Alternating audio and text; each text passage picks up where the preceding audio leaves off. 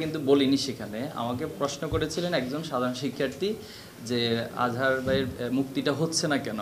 তা আমি বলেছিলাম যে এখানে আইনি বিষয়গুলো আসতেছে, বিচারপতি তিনি স্লিপ করে পড়ে যাচ্ছেন, তো এই কারণে তিনি বেঞ্চে উঠতে পারতেছেন না।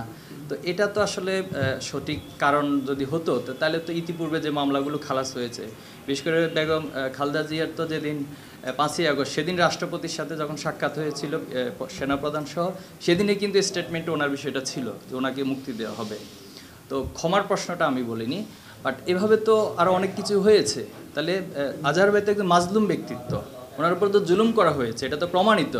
যেই ট্রাইব্যুনাল করে স্কাইপি কেলেঙ্কারি, এরপর সেখানে সাক্ষীদেরকে গুম করে নিয়ে যাওয়া, এরপর সাক্ষীদেরকে আদালত পাড়া থেকে গুম করে নিয়ে যাওয়ার পর ভারতের কারাগারে পাওয়া যায়। তো এই বিষয়গুলো তো নিঃসন্দেহে জুলুম, তো এটাও তো বিবেচনা করতে পারে রাষ্ট্র, কিন্তু তা না করে একটা আইনি প্রক্রিয়ার একটা বাংলাদেশে যেটা হয় যে আদালত দেখানো, হাইকোর্ট দেখানো, সেটা হচ্ছে। এটা মূলত আমার বক্তব্য ছিল।